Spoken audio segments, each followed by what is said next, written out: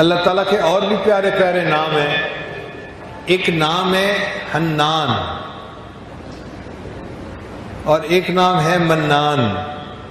یا حنان یا منان یہ بیت اللہ کے غلاف کے اوپر بھی لکھا ہوا ہے. آپ جا کے کبھی دیکھیں نا غلاف کو، تو جہاں اللہ اللہ کا نام لکھا ہوا ہے بعض لائنوں میں یا حنان یا منان، یا حنان یا منان بھی لکھا ہوا ہے.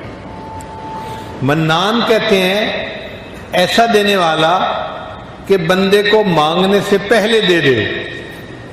بعض لوگوں کی عادت ہوتی ہے دور سے فقیر کو آتا ہوا دیکھتے ہیں نا، اس کو مانگنے کا موقع نہیں دیتے، پہلے ہی جیب میں سے پیسہ نکال لیتے ہیں کہ میری طرف آ رہا ہے، اور بن مانگے اس کے ہاتھ میں پیسے پکڑا دیتے ہیں. تو جو اتنا دینے والا ہو کہ بن مانگے دینے والا ہو اس کو منان کہتے ہیں. یا مانگنے والا تھوڑا مانگے اور دینے والا زیادہ دے اس کو منان کہتے ہیں. حاتم طائی سے ایک آدمی نے 5 دینار کا سوال کیا تھا. حاتم طائی نے اپنے سیکٹری کو کہا کہ اس کو 500 دینار دے دو. انہوں نے کہا جی مانگے تو 5 دینار ہیں. اس نے کہا ہاں. اس نے اپنے حساب سے پیسے مانگے ہیں اور دینے والے نے اپنے ظرف کے حساب سے پیسے دیے ہیں. تو 5 کے بدلے اگر ایک دنیا کا سخی 500 دیتا ہے تو اللہ تعالیٰ تو پھر اللہ تعالیٰ ہے، وہ منان ہے. بندہ جتنا بھی مانگتا ہے اللہ اس کی امیدوں سے بڑھ کر عطا فرماتے ہیں. ٹوٹے رشتے وہ جوڑ دیتا ہے، ٹوٹے رشتے وہ جوڑ دیتا ہے، بات رب پہ جو چھوڑ دیتا ہے، اس کے لطف و کرم کا کیا کہنا، لاکھ مانگو کروڑ دیتا ہے. ہمیشہ لینے والوں کو اپنے دامن کی تنگی کا شکوہ رہا، دینے والے کے خزانے بہت بڑے ہیں. بن مانگے دیا اور اتنا دیا، اتنی تو میری اوقات نہ تھی.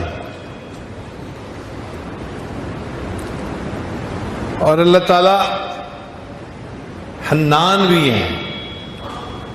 حنان کہتے ہیں وہ بندہ جو کسی کی ناراضگی کو برداشت نہ کر سکتا ہو. بعض لوگوں کی طبیعت ہوتی ہے ان سے ناراض ہو جاؤ نا تو وہ ناراضگی برداشت نہیں کر سکتے، فوراً منانے لگ جاتے ہیں. جب تک منا نہ لیں انہیں چین نہیں آتا. ان کے اندر یہ صفت ہوتی ہے، وہ کسی کی ناراضگی کو برداشت ہی نہیں کر سکتے، سب کو منا کے رکھتے ہیں. اللہ تعالی حنان ہے. اللہ بھی اپنے بندوں کو اپنے سے ناراض نہیں ہونے دیتے.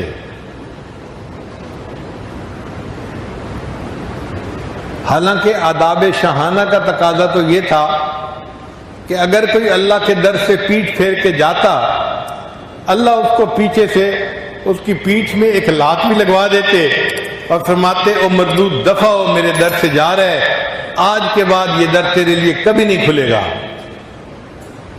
بادشاہ کی تو شان یہی ہوتی ہے. مگر جو اللہ کے در سے پیٹھ پھیر کے جاتا ہے اللہ اس کے ساتھ ایسا نہیں کرتے.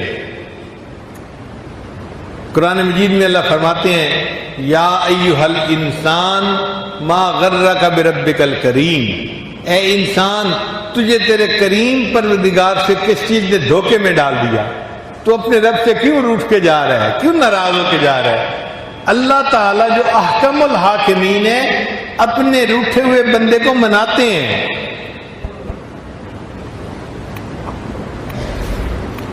جس طرح ماں چھوٹے بچے کو مناتی ہے، بیٹا اماں سے روٹھا نہیں کرتے، اللہ تعالیٰ بھی اسی طرح اپنے بندے کو مناتے ہیں، اے بندے اپنے رب سے روٹھا نہیں کرتے. وہ منان ذات جو روٹھے کو منانے والی ہو. اب آپ سوچیں کوئی روٹھا ہوا بندہ اس کے دروازے پہ آ جائے تو اللہ تعالیٰ کتنا جلدی خوش ہو جائیں گے اس بندے سے. اس لیے فرمایا کہ اگر کوئی بوڑھا ساری زندگی غفلت کی زندگی گزارتا رہا، اب ساری رات کھانستا رہتا ہے، جن دور کے رشتہ داروں کے گھر رہتا تھا انہوں نے بھی جواب دے دیا کہ بڑے میاں آپ جائیں، آپ کے کھانسنے کی وجہ سے بچے رات کو جاگ جاتے ہیں، نیند نہیں آتی، تو ہم آپ کو گھر میں نہیں رکھ سکتے. اب اس کا قریبی رشتہ دار کوئی نہیں. جن کے پاس رہتا تھا انہوں نے بھی گھر سے نکال دیا. اب یہ بوڑھا بندہ کھانستا ہوا ہانپتا ہوا سوچتا ہے کہ میں جاؤں تو کہاں جاؤں. تو خیال آتا ہے چلو میں مسجد میں جاتا ہوں, اللہ کے گھر میں جاتا ہوں. تو اللہ تعالیٰ اس بندے کو تانے نہیں دیتے, جب جوانی تھی اس وقت تو تجھے میرا گھر یاد نہ آیا, جب حسن تھا اس وقت تو تجھے میرا در یاد نہ آیا, اب تیرے منہ میں دانت نہیں اور تیرے پیٹ میں آنت نہیں, جسم میں طاقت نہیں, کچھ نہیں تیرے پاس رہا بچا, اب میرا گھر یاد آیا ہے. اللہ اس بندے کو تانا نہیں دیتے, بلکہ وہ بوڑھا اگر ہانپتا کانپتا اللہ کے گھر کی طرف جا رہا ہے تو اللہ فرماتے ہیں میرا یہ بندہ اس بڑھاپے میں زندگی بھر گناہ کی زندگی گزارنے کے بعد آ رہا ہے. وَإِنْ أَتَانِي يَمْشِي أَتَيْتُهُ هَرْوَلًا, یہ چل کے میرے گھر کی طرف آ رہا ہے اور میری رحمت اس کی طرف دوڑ کے جا رہی ہے. وہ بندہ ایک قدم اٹھاتا ہے, اللہ کی رحمت 2 قدم قریب ہوتی ہے. وہ کیسی بات ہے کہ جو اس بوڑھے کو بھی نہ نہیں کرتی, تانا نہیں دیتی, اس کے لیے بھی اپنے گھر کے دروازے کھول دیتی ہے. تو ایک آزمودہ نسخہ الحمدللہ ہم نے ہزاروں نہیں لاکھوں کو بتایا اور لاکھوں میں اس کا ہم نے نتیجہ پازیٹو پایا کہ اگر آپ بدلنا چاہتے ہیں مگر سوچتے ہیں کہ میرا نفس میرے قابو میں نہیں, تو روزانہ عشاء کے بعد 2 رکعت صلاۃ التوبہ پڑھ کر دعا مانگنے کا معمول بنا لیں. بس یہ روز کا معمول بنا لیں. 1 دفعہ گناہ کیا, 2 دفعہ کیا, 1000 دفعہ کیا, 1,00,000 دفعہ کیا, جتنا مرضی کیا, بس یہ معمول شروع کر دیں کہ روزانہ گناہ کریں, فرق نہیں پڑتا, صرف 2 رکعت توبہ پڑھ کے اللہ سے دعا مانگنے کی نیت کر لیں, اور یہ روز پڑھیں, نیت رکھیں کہ میں نے گناہ چھوڑنا ہے. آپ اس کی برکت دیکھنا, چند دنوں کے اندر اللہ تعالیٰ دل کے اندر اس گناہ سے نفرت کر دیں گے اور اس گناہ کے ماحول سے آپ کو اپنی رحمت کے ساتھ اللہ نکال لیں. جو لوگ کہتے تھے نا کہ ہم قسم کھا سکتے تھے کہ ہم اس گناہ کو نہیں چھوڑیں گے, اللہ نے 2 رکعت اس معمول کو بنانے پر اس گناہ سے بھی جان چھڑوا دی. حتیٰ کہ یورپ کے ماحول میں بعض شرابی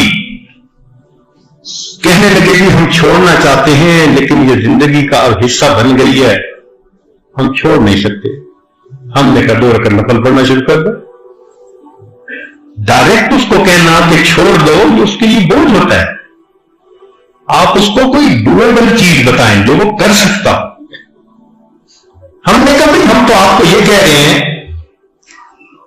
کہ 2 رکعت نفل روزانہ باقاعدگی سے پڑھو, توبہ کی نیت سے پڑھو اور روز دعا مانگو, بس اتنا کام کر لو.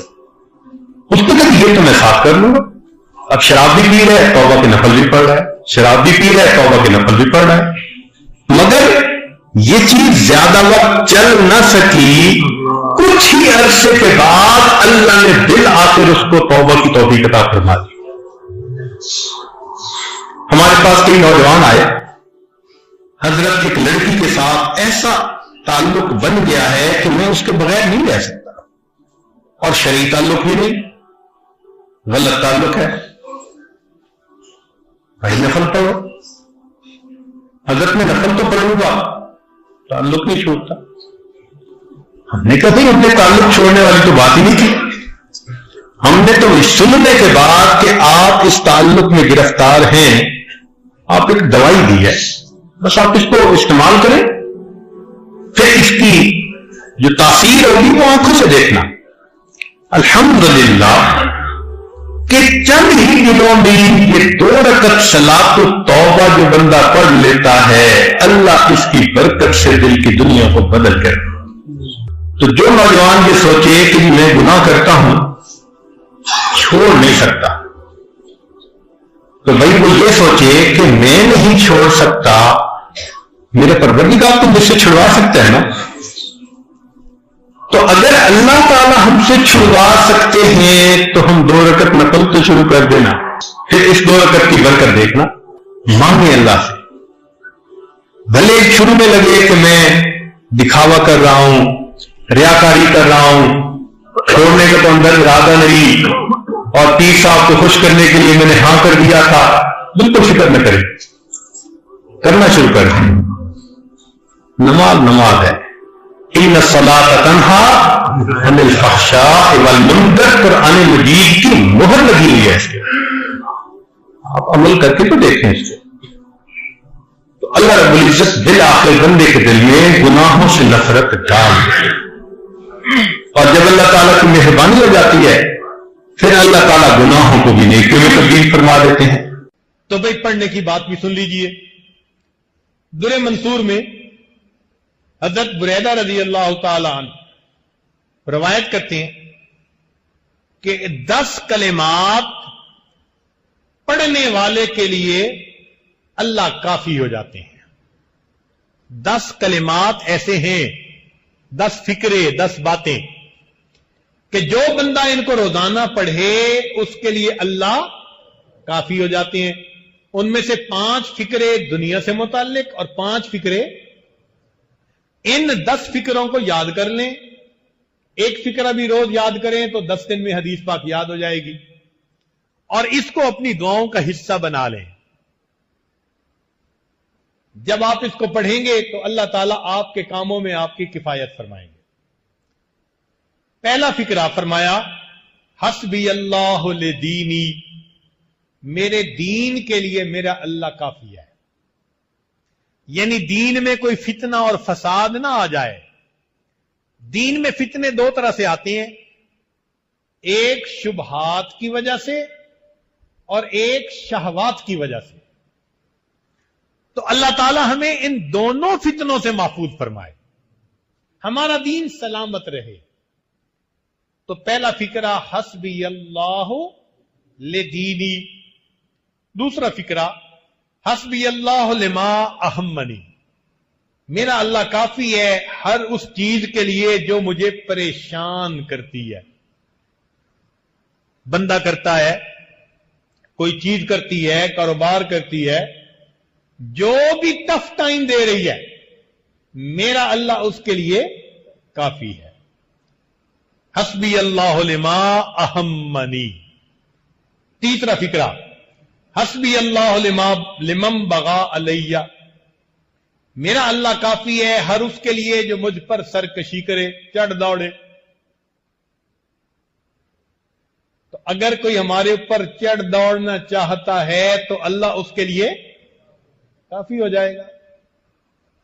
حسبی اللہ لمن حسدنی، میرا اللہ کافی ہے ہر اس کے لیے جو مجھ سے حسد کرتا ہے۔ دفتروں کی زندگیوں میں تو بہت حسد ہوتا ہے، لیگ پلنگ، تو اللہ نے ان سب حاسدوں سے بندے کو نجات عطا فرما دیں۔ اور 5واں حسبی اللہ لمن کادنی بسوء، میرا اللہ کافی ہے ہر اس کے لیے جو میرے خلاف برے منصوبے بناتا ہے۔ اب برے منصوبے بنانا والا کوئی بھی ہے، کوئی بندہ ہے، کوئی جماعت ہے، ایمان والوں کے خلاف کوئی ملک بنا رہا ہے، جو مرضی بنا رہا ہے، اللہ ان سب کے لیے، یہ 5 باتیں دنیا کے لیے ہو گئیں، 5 باتیں آخرت کے لیے۔ تو فرمایا حسبی اللہ عند الموت، کیونکہ موت کا لمحہ انسان کی زندگی کا سب سے زیادہ نازک لمحہ ہوتا ہے۔ حسبی اللہ عند المسألۃ القبر، میرا اللہ کافی ہے قبر کے سوال جواب کے وقت میں۔ حسبی اللہ عند المیزان، میرا اللہ کافی ہے میزان پر جب اعمال تولے جائیں گے۔ 9ویں بات حسبی اللہ عند الصراط، میرا اللہ پل صراط پر گزرنے کے لیے کے وقت میرے لیے کافی ہے۔ حسبی اللہ عند الصراط۔ اور 10ویں بات حسبی اللہ لا الہ الا ہو، अलैहि तवक्कलतु व इलैहि उनीब। अगर ये 10 फिक्रे हम हर नमाज के बाद पढ़ लें, हमारा परवरदिगार दुनिया और आखिरत के तमाम मसाइल के लिए हमें काफी हो जाएगा। और हम दिल में भी यही भरोसा रखें कि मेरे लिए मेरा अल्लाह, ये सबक याद रखिए कि आज की इस मजलिस में ये सबक हमें पढ़ा दिया कि हमारे लिए हमारा अल्लाह, हमारा परवरदिगार काफी है। सैयदना अली करमल्लाहु वजहहु अजीब बात फरमाते थे, ए अल्लाह, मेरे लिए यही इज्जत काफी है कि तू मेरा परवरदिगार है। ए अल्लाह, मेरे लिए यही इज्जत काफी है कि तू मेरा परवरदिगार है, और मेरे लिए यही फख्र काफी है कि मैं तेरा बंदा हूं। मेरे लिए यही इज्जत काफी है कि तू मेरा परवरदिगार है, और मेरे लिए यही फख्र काफी है कि मैं तेरा बंदा हूं। अल्लाह अकबर कबीरा।